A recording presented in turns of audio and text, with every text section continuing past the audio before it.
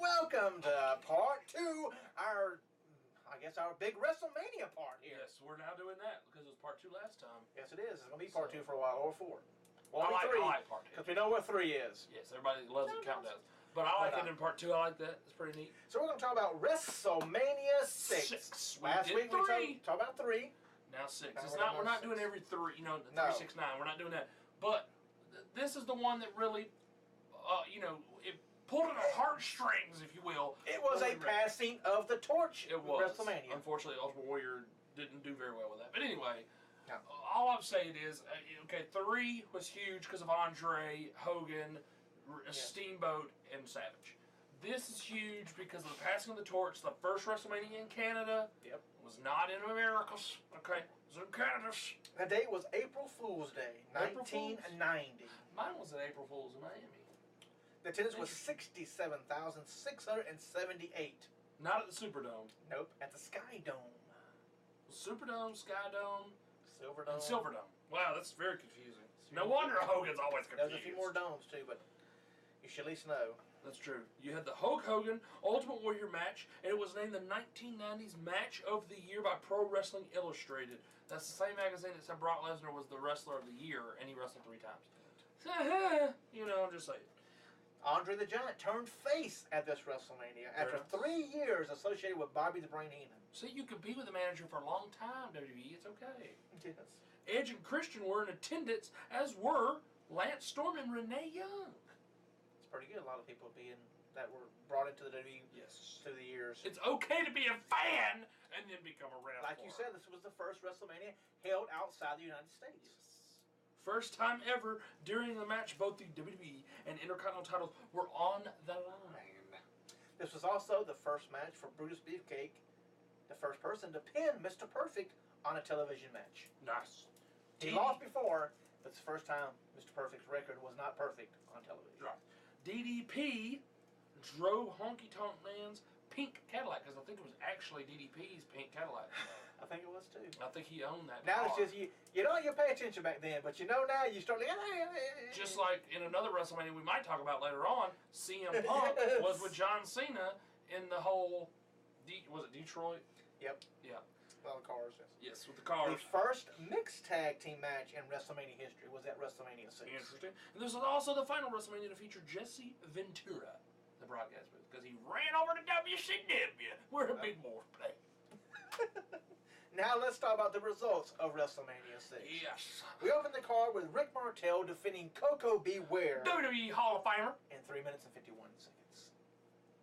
It's me cutting my wrist. Bird, bird, bird, do the bird, bird.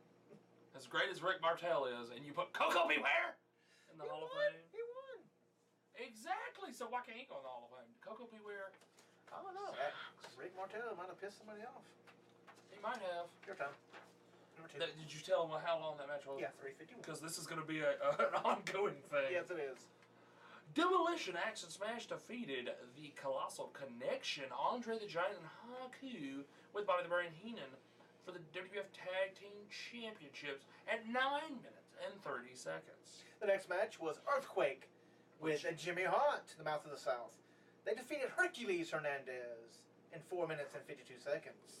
Number 4, Brutus, the Barber, the Barber Beefcake, defeated Mr. Perfect with Lanny Poffo, the Genius, at 7 minutes and 48 seconds. They actually gave them a little bit of time. They did, didn't they? The Hot Scott, Roddy Piper. Now, we said he retired at WrestleMania 3. He's kind of here now. That's 6. Yes, he had the, is this the half black, half white? Half black, half white. Controversy! When him and Bad News Brown Not Barrett. fought to a double countout at 6:48. Number 6, the Hart Foundation. Oh, more than one tag match in a pay-per-view? Got 14 matches here. It's amazing. The Hart Foundation, Brett and Jim Neidhart defeated the Bolsheviks. Watch your language. I messed this up last time.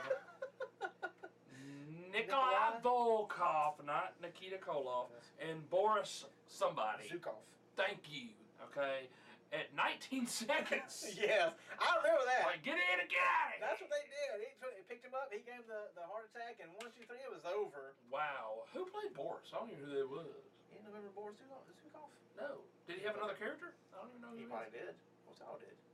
Number 7, the Barbarian with Bobby the Brain Heenan defeated Tito Flying Taco Santana. El Matador. In 4 minutes and 33 seconds. Number 8, the first ever mixed tag match. Mixed tag match, yes. Dusty Rose, a sweet sapphire.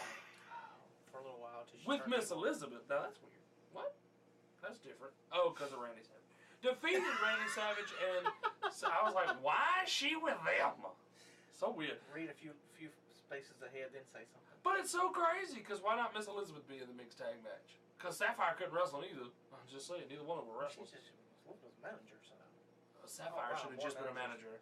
Defeated Randy Savage and sensational Queen Cher. Sherry, yes. This is Cher on the paper. At 7 minutes and 52 seconds. Another tag match. Oh my God! Another tag match. We don't mean that many tag matches. Don't forget how many tag matches this damn time. The 9th match of the show, folks. And this is before they bucked up an hour. This is only 3 hours. This is amazing, isn't it? The Orient Express, Sato and Pat Tanaka with Mr. Fuji. Was that before Pat Diamond? Or not Pat Diamond. What's his name? Paul Diamond joined? Or was he Sato? He wasn't Sato. Yes, I think that was somebody else. Yes, he was. Defeated the Rockers, Shawn Michaels and Marty Jannetty by countout at 7:38. 2 countouts in this thing. Weird. Number 10. Roll-ups too. Oh, hashtag roll up, baby. Right there. It probably won't be there. Probably you better write it down. Number 10. Jim Duggan defeated Dino Bravo with Jimmy Hart and the Canadian Earthquake. You wrote on yours already. You wrote on yours. 4 minutes and 15 seconds. Number 11, sir. Number 11. This is for the $1 Million Championship. Yes. A big old nice $1 million belt. Ted DiBiase with Virgil. Oh. Defeated Jake the Snake Roberts by countout. Another countout! At 11 minutes and 50 seconds. That would be unheard of nowadays. 3 countouts in the same thing. 11 minutes and 50 second match is unheard of this same time. That's true too. Number 12, Big Boss Man, another short one, defeated was his former partner this time? Yeah. Did they split up here? I believe they may have split up by now. Defeated Akeem. What was his nickname? The African Dream. The African Dream, not the American Dream. With Slick at 1 minute, 49 seconds. I hope they got a good payday for a short match like that. They probably did. It's WrestleMania. Exactly. The 13th match, folks. One of the greatest. Ravishing Rick Rude with Bobby the Brain Heenan defeated Jimmy Superfly Snuka.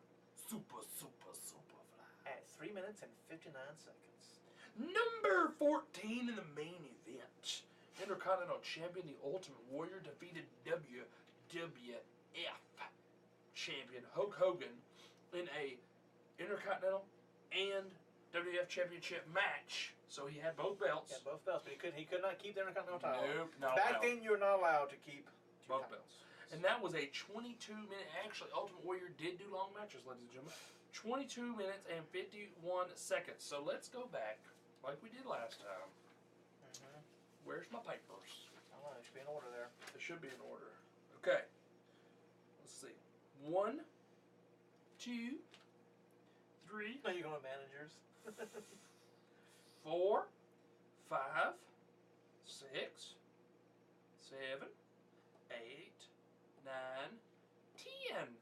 10 out of 14 matches with managers. Amazing. 1, 2,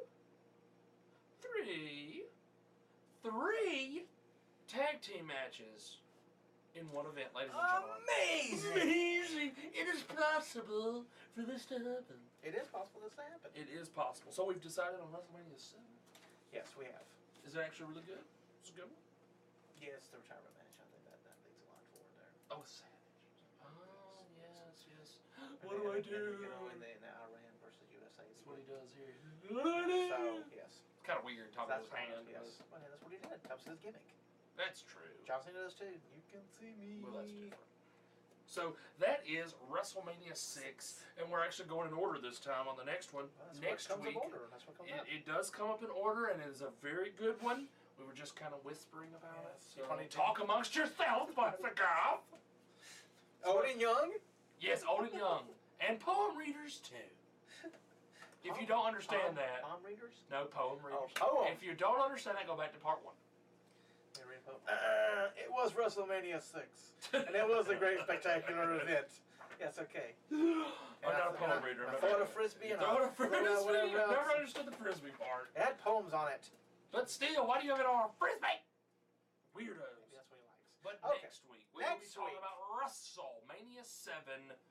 You got the retirement match, like you said, Randy Savage, our Macho King, Randy Savage with Sensational Sherry taking on the Ultimate Warrior, and the main event of Hulk Hogan taking on Sergeant Slaughter with the Iran versus the US of A for the WWF Championship. Yes. Who had the championship going into the show? Slaughter? Yes. Yes. Slaughter had the championship. He took it from Warriors at the Royal Rumble. Because of Randy Macho Man Savage. Oh, storyline at National Wild. And Savage was taken out of the Royal Rumble by the Ultimate Warrior. Interesting. He never showed up. Continuation of Him and Sherry story. took a high tail out of the building. Isn't that weird? 2 different matches that spawned off of each other. It's okay to do that. They used to do a lot of that. They used to spawn a lot of matches out of the Royal Rumble. They did. For WrestleMania But or the year before. Even not in the Royal Rumble. Even in Oh, other yes. pay-per-views, they used to have, oh, well, this guy came in, and then this guy was involved. Let's spawn that off and have 2 matches out of the interference. It's okay, guys. Because when we talk about WrestleMania 6, Hogan Warrior started at the Royal Rumble. Exactly. Because Hogan dumped out Warrior and Bad News Brown at the same time. Exactly. You're a little pissed off getting dumped out. Did Bad News Brown have another name? Was it Bad News? Alan. Alan. Why don't they change it now? I guess the WWE. That's WWE. All right, folks. So that's it for part 2 of our WrestleMania part. Like I said, next week we'll do WrestleMania 7. Be looking forward to that. Oh, yes. We already gave you the 2 big event matches. Yes. And a lot more. So up next is everybody's favorite we know. Let's go make the roundup here. Mine, his, Sting, the Sheep, Dolph, the Warrior, IndyCat, Pierre, and yours. It's Countdowns, and it's coming up in part 3 right here on episode 43 of Top Rope Reality on the YouTube.